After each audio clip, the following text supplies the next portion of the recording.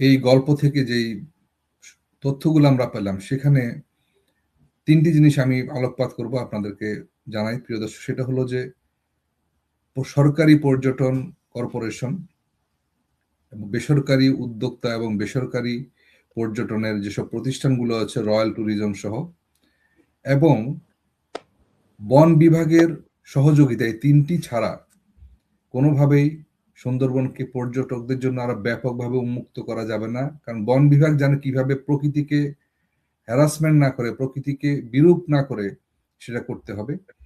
বেসরকারি পর্যটন প্রতিষ্ঠানগুলো, রয়্যাল ট্যুরিজমের ট্যুরের মতো কোম্পানিগুলো, তারা জানে কিভাবে কমিউনিটিকে, স্থানীয় বাওয়াল মাওয়াল সহ জেলে সম্প্রদায়কে, এবং তাদের জীবন জীবিকা নিয়ে তাদের বাড়ি ঘরের উপর দিয়ে হেঁটে বেড়ানো, এটাও ট্যুরিজমের অংশ। ওনারা করেছে, সেটা পর্যটন কর্পোরেশন নয়, ওনারা করেছেন। এই যে ট্যুরিস্টকে তার বাবা মার ঠিকানা শরণখোলায় নিয়ে গেলেন, একজন মেয়েকে তার মার সাথে, যেটা আমরা গল্প থেকে শুনছিলাম, এগুলো হচ্ছে কি নোট। আমরা গল্প থেকে অনেক মূল্যবান তথ্য নিয়েছি, গল্প শুনতেও ভালো লেগেছে, কল্পনা হারিয়েছি।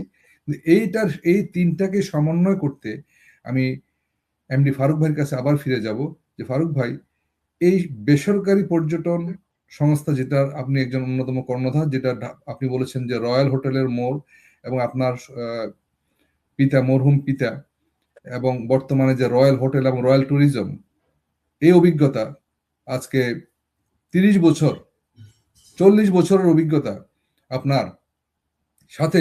সরকার, নতুন সরকার নিশ্চয় ট্যুরিজম নিয়ে অনেক আন্তরিক। খুলনার অঞ্চলে শুধু সুন্দরবন কেন, এখানকার মানুষের জীবনযাত্রাকে কিভাবে বিশ্ববাসীর সামনে ফুটিয়ে তুলতে পারেন, সেগুলা নিয়ে আপনি যদি একটু কয়েক মিনিট যদি বলতেন। তারপর আমাদের কাছে আরো কয়েকটি অত্যন্ত গুরুত্বপূর্ণ বিষয় আছে, যেগুলো আপনার সাথে আলোকপাত করবো।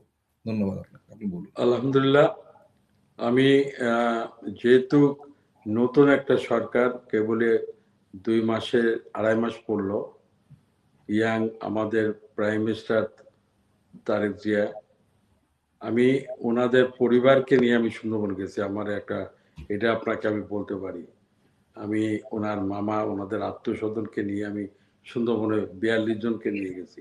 সাথে বিদেশি ওনাদের আত্মীয়স্বজনরা ছিল, বিদেশি আত্মীয়স্বজন। তা আমি ওনার কাছে যা কথা শুনি, বুঝি, তা আমি এটাকে মনে করি আমাদের সামনের দিন ভালো আসবে যদি আমরা সত্যিকারে পরিষ্কার ট্যুরিজম করি, যদি আমরা কোনো পরিবেশকে ঠিক রেখে যদি ট্যুরিজম করি, তাহলে ইনশাল্লাহ একদিন এই বাংলাদেশের মানুষ, সুন্দরবন শুধু না, আপনাদের ভিলেজ ট্যুরিজম বলেন, এই আরগোনা, যেটা ফকির আপনার স্বরূপকাঠি পেয়ারা বাগান যেটা বলা হয়, নৌকায় যে বাজারটা, হাটটা বসে, এখানে অনেক বড় বড় অ্যাম্বাসেডাররা পর্যন্ত ওখানে গেছে। গ্রাম পলিটিক্স ট্যুরিজমও করা যাবে। এখন যে আমাদের আমের সিজন, আপনি জানেন সাতক্ষীরাতে প্রচুর আম হয়, অনেক সুস্বাদু আম। এই আমগুলো এক্সপোর্ট হয়। আমি শুনেছি এটা ব্রিটিশ রানীর জন্য স্পেশালি ভাবে এখানে গোপালভোগ নাম করে একটা আম আছে। প্রধানমন্ত্রী তারেক রহমান আম রপ্তানির বিষয়ে ওনার প্রধানমন্ত্রী হওয়ার পরই উনি বলেছেন। আমারও আমের বাগান আমার ছিল এক সময়, আমি আমার নিজের গাছের আম এখনো খাই। আপনি আমার বাসায় যখন আসবেন নেক্সট টাইমে, ফ্রোজেন করে রাখি, আমি আস্ত আম ফ্রোজেন করে রাখি। আমার প্রচুর গাছ আছে, আমি গাছ পাগল মানুষ। আমি যে জিনিসটা বলছি, কমিউনিটি ট্যুরিজম, আমি কমিউনিটি ট্যুরিজম নিয়েই আমি মূলত আজকে আলাপ করছি। কারণ আপনারা জানেন সুন্দরবনের বাউন্ডারি, বিভিন্ন বাউন্ডারি, যেমন শরণখোলা বাউন্ডারি, সাতক্ষীরা বাউন্ডারি, কয়রা বাউন্ডারি, এই বাউন্ডারিগুলোকে সেফ জোন করার জন্য কমিউনিটি মানুষের ছাড়া সুন্দরবন রক্ষা করা যাবে না। ওরা সুন্দরবনের, তারা জানে, তাদের ওখানে জন্ম, তারা ওদের বড় হয়েছে ওইখানে, ওরা সুন্দরবন সম্বন্ধে তাদের যে অভিজ্ঞতা আছে, এটা হলো আমরা যতই বাইরে থাকি না কেন, আমরা এখানে খুলনাতে যাই না কেন, আমাদের সেই অভিজ্ঞতা নাই। আমরা নৌকা চালাতে পারি না, ওরা নৌকা চালাতে পারে, ওরা গাছ বাইতে পারে, কোন সময় জোয়ার কোন সময় ভাটা ওরা পানি দেখে বলতে পারে যে কখন ভাটা লাগবে কখন জোয়ার লাগবে, হাই টাইড লো টাইড।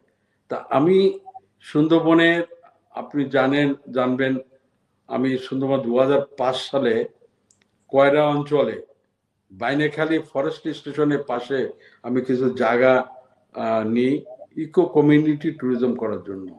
আমার এটাই এখন মূল উদ্দেশ্য। আমরা যেভাবে ভ্যাসেল দিয়ে ট্যুরিজম করি, আমরা একসঙ্গে ভেসেল 50 জন যে আমার যেগুলা নৌকার মতো জাহাজ, যে আমার vessel। ট্যুরিস্ট জাহাজ আপনি দেখাইছেন, আমার ট্যুরিস্ট জাহাজটা দেখাইছেন আপনি। হুম। আমার এই জাহাজের প্রথম জাহাজের ক্যাপাসিটি ছিল, আমার গন্ডোলাতে নাম ছিল ML রয়্যাল গন্ডোলা। এটা 16 জনের ক্যাপাসিটি ছিল জাহাজে। এটা মাত্র 3টে বাথরুম ছিল, 2টো কমোড, একটা লো প্যান। এই যে আরম্ভ করে ভয়েস ফর গ্লোবাল বাংলাদেশি যে election monitoring team, observation team London থেকে গিয়েছিল, এটা আমার ওখানে গেছিল। সেটা কি আপনার এই ট্যুরিজম প্যাকেজে গিয়েছিল? যে আমার দাওয়াতে ওনারা আমার ওইখানে গেছিল। ওখানে আমি তাদেরকে ওই প্যাডেল বোর্ডে করে নৌকায় করে একটু সুন্দরবনের সাইড দিয়ে ঘুরে নিয়ে আসছে, কিন্তু আমাদেরকে সময় ছিল না, পারমিশন করতে হয়, বিদেশিদের নিয়ে গেলে পারমিশন করতে হয়। এই জন্য সুন্দরবনের ভিতরে পারমিশন ছাড়া ঢোকা যায় না, উইদাউট আর্মস ছাড়া ঢোকা যায় না। এই জন্য আমরা যে বাউন্ডারি দিয়ে যাব, ওই বাউন্ডারির পাশ দিয়ে আমরা যাইতে পারবো, কিন্তু আমরা ভিতর ঢুকতে পারবো না যদি আমরা এই করি। কিন্তু আমাদের নিয়ম হলো, আমরা যখন কোনো বিদেশি মেহমান হোক কি দেশি টুরিস্ট হোক, তাদেরকে পারমিশন করে আমাদের সুন্দরবনে আর্মস গার্ড নিয়ে ঢুকতে হবে। সে একজন হোক আর 50 জন হোক, এর আমাদের নিয়ে ঢুকতে হবে, এছাড়া সম্ভব না। সুন্দরবনের সবচেয়ে গভীরতম যে পয়েন্ট, সেটা কি হিরন পয়েন্ট, না এরপরে আরো আছে দুবলার চর বা না, এটা হিরন পয়েন্টটাকে এটা নীলকমল বলে, এটা হিরন পয়েন্ট বলে না, এটা নীলকমল বলে। এটা একটা আপনারা জানেন যে আমাদের যে ইন্টারন্যাশনাল ভ্যাসেল গুলো মেন নদী সাগর দিয়ে আসে, এখানে পাইলট বেস এটা, আর ওইখানে একটা নেভি বেস। পাইলটরা ওখানে যখন জিরো বয়াতে আসে, তখন বাংলাদেশের পাইলট ওই জাহাজটাকে রিসিভ করে 65 কিলোমিটার আপনার এই চ্যানেলটা মোংলা পর্যন্ত ওরা নিয়ে আসে বাংলাদেশের পাইলটরা। এই জন্য ওইটাকে নীলকমল বলে। ওই নীলকমলের জন্য বিখ্যাত হয়ে গেছিল ট্যুরিজমের, মানুষ জানে সবাই সুন্দরবনের নীলকমল মানে সুন্দরবন। আসলে এটা সুন্দরবনের ট্যুরিজমের পার্ট না, এটাকে আমাদের বড় 7টা নদী পাড়ি দিয়ে যাইতে হয়, অনেক রিস্কের একটা জায়গা। এটা হলো কোঙ্গা রিভার। এটা যেটা বলছেন দোবলাটা, এটা ফিশারম্যান আইল্যান্ড। এটা শুধু ফিশারম্যান 3 মাসের জন্য 4 মাসের জন্য পারমিশন পায়। এটা ডিপ সিতে মাছ ধরে, আর ওইখানে মাছ শুকায়, আর চিংড়ি মাছটা ওরা বরফ দিয়ে বিভিন্ন ফ্যাক্টরিতে কাছে বিক্রি করে। আর কিছু রাবিশ হয় মানে ফিশ মিল করার জন্য, এটা আবার ফিট মিলে চলে যায়। তা এটাকে যারা মাছ ধরে এটা বলে বদ্দার বলে। এই বদ্দারটা আসতে হলো আপনার কক্সবাজার থেকে, চিটং থেকে আসতো, এরা সন্দ্বীপ থেকে আসতো মেনলি। বদ্দার বলে। হ্যাঁ, আমরা আসলে কেন বলছি, কারণ এর ভিতরে আমরা একটু ঘটনা, আমার ফাদার ওইখান থেকে চিংড়ি মাছ নিতেন ওদের কাছ থেকে, এই জন্য আমি এটা বিশেষ কিছুটা জানি, এই জন্য আপনাকে বললাম। কিন্তু আসলে দোবলাটা করলাম ট্যুরিজমের জন্য না, ওটা একটা শুটকি মাছের একটা পল্লী, ওটা সুন্দরবন দেখার কিছু নাই। ওখানে একটা মেলা হয় সুন্দরবনে, আপনারা জানেন হিন্দু সম্প্রদায়। মেলাটার নাম কি? সেই মেলাটা তো আমাদের ট্যুরিজমের হেরিটেজ হতে পারে, এবং বছরে কোন সময় আমরা তো হেরিটেজ করেছিলাম, এটা তো আমরা হেরিটেজ করেছিলাম। হ্যাঁ বলুন, এটা নিয়ে আপনি একটু পয়েন্ট আউট করুন প্লিজ। না, এটা হচ্ছে বছরের কার্তিক মাসের প্রথম পূর্ণিমাতে মেলাটা হয়। ইংরেজি মাসে, ইংরেজি কোন মাসে সেটা? এটা নভেম্বরের দিকে হয়। এটা তো চাঁদের পরে নির্ভর করে মেলাটা হয়, কিন্তু নভেম্বর মাসে এই মেলাটা হয়। তাই দেখা যায় কি, মেলার নাম কি এবং এই মেলা আয়োজন কারা করে? এটা রাস পূর্ণিমার মেলা, রাস রাস পূর্ণিমার মেলা, পূর্ণিমা, রাস পূর্ণিমা, আচ্ছা রাস পূর্ণিমার মেলা। তো আচ্ছা এই মেলাতে আপনারা বিভিন্ন জায়গা থেকে শুনেছি যে ইন্ডিয়ার থেকে বিভিন্ন জায়গা থেকে মানুষ এখানে এসে পুজো করতে আসলো। আচ্ছা আচ্ছা। পুজোটার উদ্দেশ্য হলো পূর্ণিমা। পূর্ণিমাতে ওরা ওই ওনারা যে কীর্তন কীর্তন টীর্তন করে সারা রাত ধরে, করার পরে ভোরবেলা সূর্য ওঠার আগে সাগরে যাবে। ওইখানে পানের পাতার পরে বাতাসা, যেটা বলে লোকাল ভাষা বলে বাতাসা বলে, আচ্ছা, হ্যাঁ। সরিষার তেল আর ডাব, ওই ডাবের পরে পাতাটা রাখবে। কি তাদের যে ভক্তি, Ritual, মানে তাদের যে হ্যাঁ ধর্মীয় ওদের মানে মানত থাকে, মানতটা করে।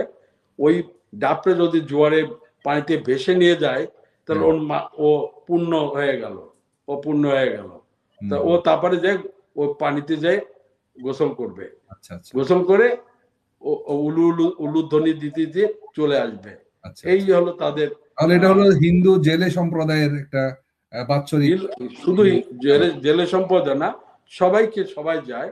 আচ্ছা তখন যাওয়ার ওদের একমাত্র বাউন হলো নৌকা অথবা ট্রলার। আচ্ছা তখন তো ইঞ্জিন চালিত নৌকা ট্রলার ছিল না, তখন ওই বোটে বেয়ে যাওয়া লাগতো। তা এখন তো ইঞ্জিন চালিত হয়েছে। তখন এখন ফরেস্ট ডিপার্টমেন্ট আমাদেরকে এই জিনিসটা আমরা বাইন্ডিং করেছিলাম, অনেক বিদেশিদেরকে নিয়ে গেছি আমরা, আপনার কিন্তু যে এখন আমাদেরকে অ্যালাউ করছে না। ভাই, আপনার যে ট্যুরিজম প্যাকেজ গুলো আছে, আমরা অনুষ্ঠানের একদম কাছাকাছি পর্যায়ে চলে এসেছি। সেই প্যাকেজ গুলা কয়টি ধাপের প্যাকেজ, এবং সেই প্যাকেজ গুলা নিলে একজন ট্যুরিস্ট, আমি যদি যাই বা আমার কেউ যদি একজন সে ট্যুরিস্টরা কি কি প্যাকেজ সেগুলা যদি একটু বলতেন রয়্যাল ট্যুরিজমের আন্ডারে। আমি শুধু একা ট্যুরিজম করি না, এখন অনেকে ট্যুরিজম করে, বুঝতে পেরেছি, কিন্তু আলহামদুলিল্লাহ। যে ট্যুরিজম আমি প্যাকেজ গুলো আমার যে কয়দিনের রয়্যাল ট্যুরে যে ভিশনটা আপনাকে বলছি, বলুন। আমি প্রথমে তাদেরকে একটা কন্ট্যাক্ট করি। কন্ট্যাক্ট করার পর তাদেরকে সবকিছু আমাদের আইটিনারি যা আছে সব তাদেরকে পাঠাই। ফুড মেনুতে শুরু করে সব ধরনের আমরা মেনু পাঠানোর পরে 2 রাত 3 দিন আমরা সুন্দরবনের প্যাকেজ করি। এই 2 রাত 3 দিনের ভিতরে, হ্যাঁ 2 রাত 3 দিনের ভিতরে আমরা এটার জন্য প্রত্যেক টুরিস্টের এটা ইনক্লুডিং খাবার টাবার দিয়ে পারমিশন টন দিয়ে এক একজনের কাছ থেকে আমরা, এখন তো ভ্যাট চালু হয়েছে, অনেক কিছু চালু হয়েছে। আমরা এক সময় আমি 6,000 টাকা দিয়ে আরম্ভ করেছিলাম, প্রথমে 6,000 টাকা দিয়ে আরম্ভ করেছিলাম, কিন্তু বিদেশিদেরকে এখন রেভিনিউ অলমোস্ট 7,000 টাকার উপরে রেভিনিউ দিতে হয়। এটা হয় কি, একটা বিদেশি 7,000 টাকা দিয়ে সুন্দরবন দেখতে যাবে, এটা একটু বেশি হয়ে যায়। তারপরও আমি মনে করি এটা কোনো ব্যাপার না, তাদের জন্য ডলারের জন্য কোনো ব্যাপার না, কিন্তু এটাকে আমাদের সরকারকে দেখতে হবে যে এটাকে কিভাবে কমানো যায়। কিন্তু বিষয় হলো আপনাকে, আমার যে জিনিসটা আমি এখন ফিল করছি, আমাদের সাইট অনেক কমে গেছে, আমাদের অনেক ডোমেস্টিক ট্যুরিস্ট বেড়ে গেছে। এই কারণের জন্য সুন্দরবনের কিছু দিক আছে যেখানে যাচ্ছি আমরা, সেখানে তার এনিমেল আছে, তাদের জায়গা, তাদের বাড়িতে যাচ্ছি আমরা, তাদেরকে কোনো ডিস্টার্ব করা যাবে না। তাদেরকে ইকোসিস্টেম ভাবে কিভাবে আমরা করতে পারি সেটা আমরা করার চেষ্টা করার জন্য পরামর্শটা একটু বলুন, আরো কিছু। এখন দেখা যাচ্ছে কি, পরামর্শটা দিন গভীরভাবে। এখন আমার পরামর্শ হলো, যদি আমরা এখন যেহেতু করছি কর্তা, কুচিখালী, নীলকুমারী, হিরণপঞ্জ যেটা বলেন, দোবলা, এটা নিয়ে আমরা করছি, কিন্তু আসলে এই 2-3টে জায়গা থাকলে আরো ক্ষতি হচ্ছে। আমরা চাচ্ছি আরো কিছু সাইট তৈরি করার জন্য সুন্দরবনে আরো কিছু। কোন সাইটের কথা আপনি ভাবছেন একটু যদি বলতেন, তাহলে আমাদের আমার অভিজ্ঞতা থেকে যেটা আমি পাচ্ছি, শরণখোলা রেঞ্জের ভিতর দিয়ে আমরা সুন্দরবনে যাই। আন্দামানিকে একটা রেঞ্জ নতুন চালু হয়েছে লাস্ট ইয়ার থেকে, আগে এটা আমরা একদিন প্রোগ্রামটা করি, এরপরে আমরা চলে যাই হরিণ, তাম্বুলপনিয়া হয়ে, হরিণটান হয়ে, কুচিখালী, সুপতি হয়ে, অথবা কটকা চলে যায়। আরেকটা বলে, এক হরিণ রাত কি জানি নাম? হরিণ হরিণ টানা হরিণ টানা হরিণ টানা হয়ে আপনার সুপতি হয়ে কচিখালি।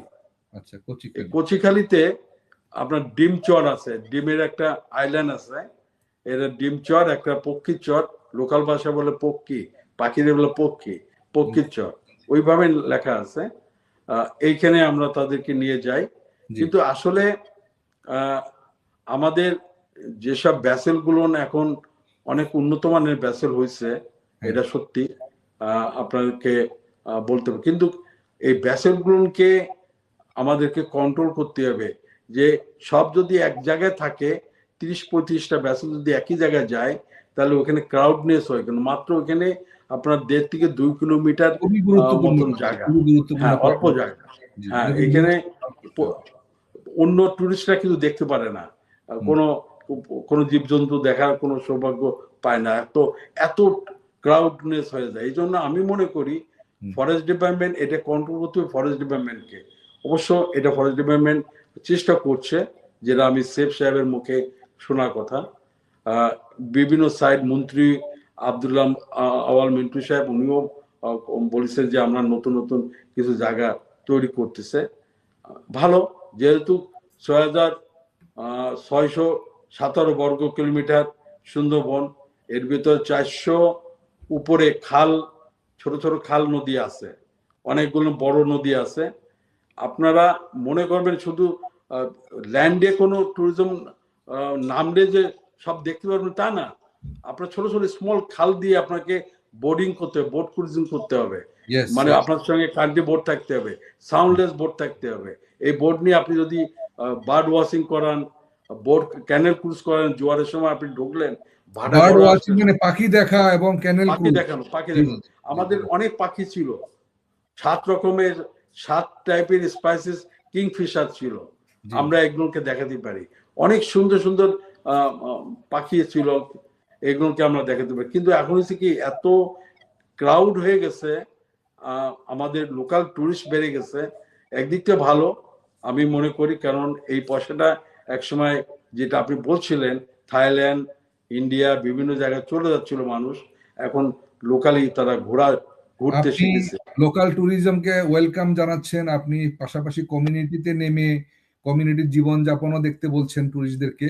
কিন্তু যে নৌ ব্যবস্থাপনা, ট্যুরিস্টরা সবাই একই জায়গায় একই সময়ে 50টা বোট চলে গেলে সেখানে ওভারক্রাউড হয়ে প্রাণী তো দেখা যাবেই না, বরং সেখানে একটা ওভারক্রাউড হয়ে বরং ট্যুরিস্টরা নিরাশ হতে হবে। সো এক্ষেত্রে বন বিভাগকে আপনি আহ্বান জানাচ্ছেন যাতে প্রতিটা ভেসেল যখন শুরু করে তাদেরকে ডিফারেন্ট রাউটে পাঠাবে,